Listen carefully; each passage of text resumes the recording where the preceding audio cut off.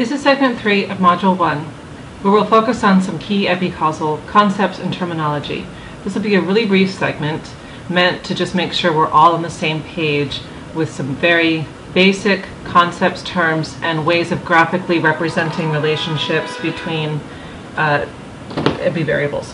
If you have had epi before, this will be very familiar and rudimentary. If you haven't, it'll be a good chance just to get exposed to some basic concepts, terms, and ways that we can depict relationships in epidemiology. So to start off, I'd just like to make a distinction between what is often described as direct or indirect effects in epidemiology. So here you're looking at a relationship between an exposure variable of interest X on an outcome variable, some health outcome Y.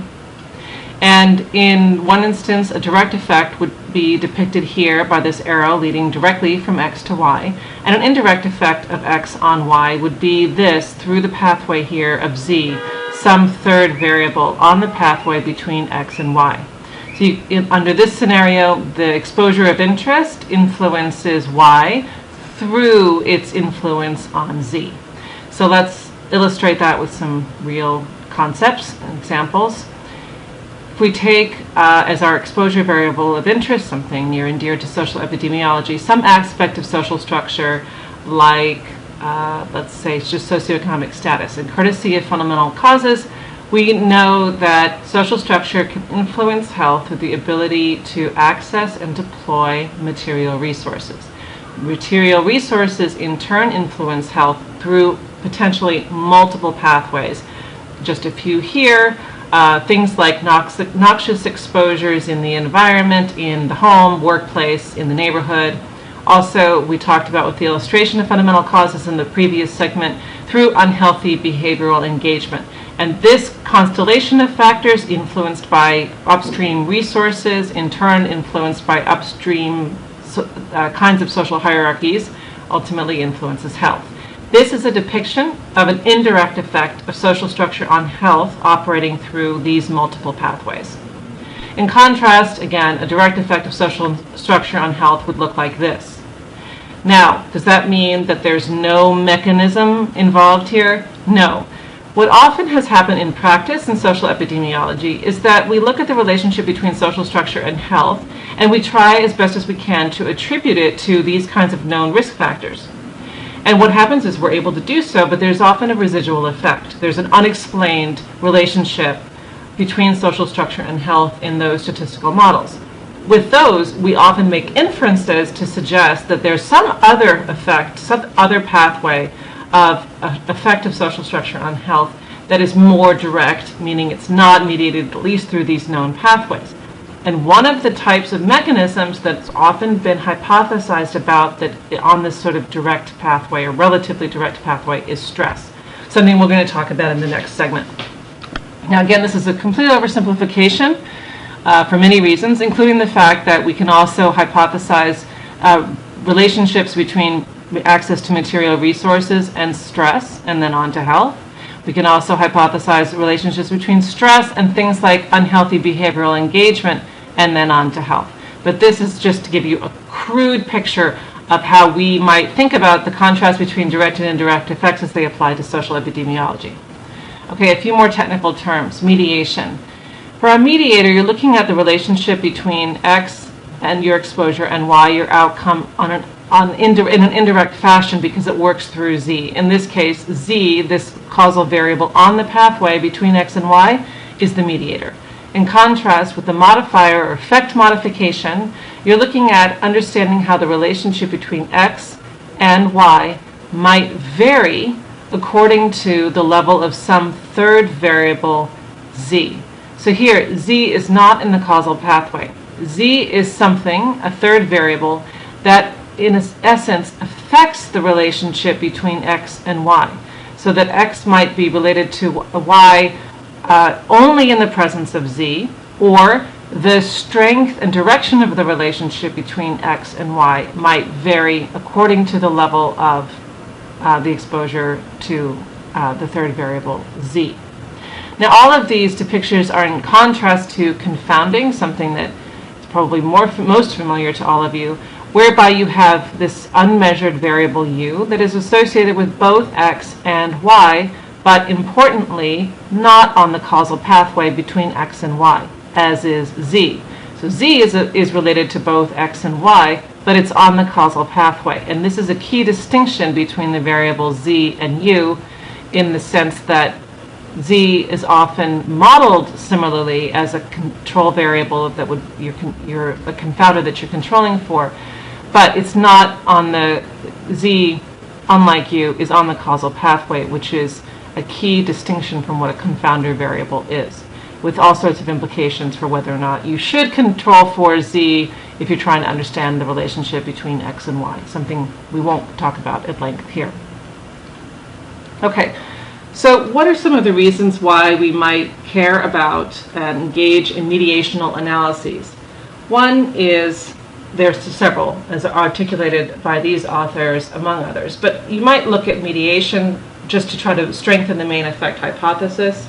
Specifying a mediator in the pathway by which the exposure of interest influences the outcome helps to improve things like biological plausibility of the theory that's being tested in that relationship. So if you're able to isolate, identify, and actually statistically measure the effect of a mediator in that relationship, it strengthens your main effect hypothesis.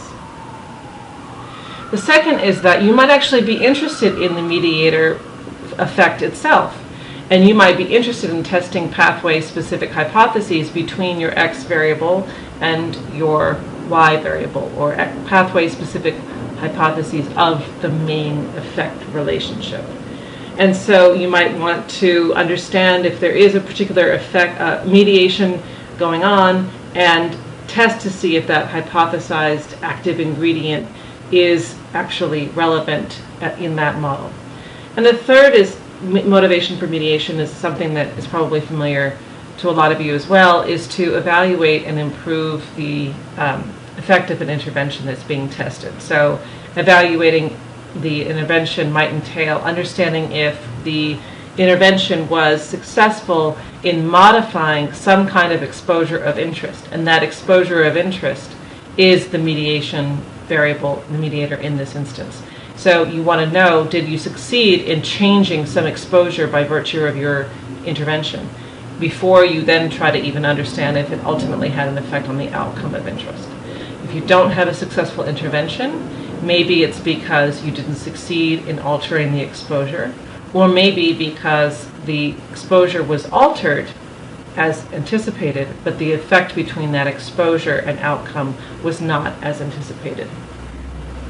And this may also be a way of tweaking interventions and helping to understand how they can be strengthened. For effect modification, there are a number of motivations or justifications for engaging in these kinds of analyses.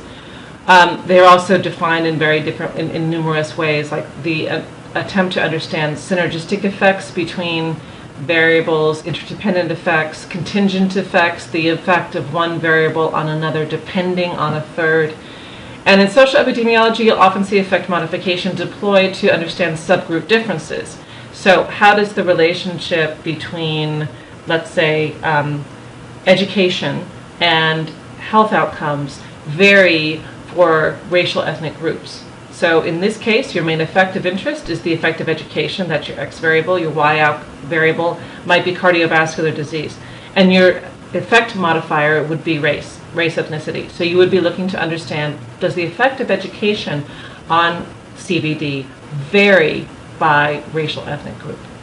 Some classic examples from epidemiology more broadly. This is what we're talking about with reference to gene and environment interactions.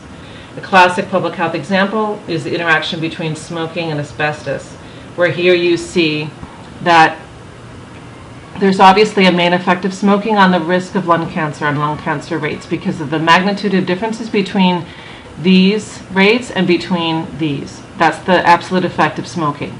But you can see here that there's an effect modification by asbestos exposure, because those exposed to smokers who are exposed to asbestos have dramatically higher rates of lung cancer compared to those who are not exposed to asbestos. But among non-smokers, asbestos does not seem to alter the risk of lung cancer, because the rates here are the same regardless of exposure to asbestos. So here, what we would conclude is that smoking is related to lung cancer. The effect of smoking on lung cancer is exacerbated dramatically by exposure to asbestos, and that exposure to asbestos is not necessarily bad for lung cancer in the absence of smoking. Okay, in the absence of smoking, asbestos is not a significant predictor of lung cancer rates. Okay, and so again, we'll be coming back to using these terms and graphically representing effect-modifying relationships and mediational relationships in several of the segments of the course. If this hasn't provided enough, if you're concerned it hasn't provided enough of an orientation around these terms, please reach out and we'll remedy that. Thank you.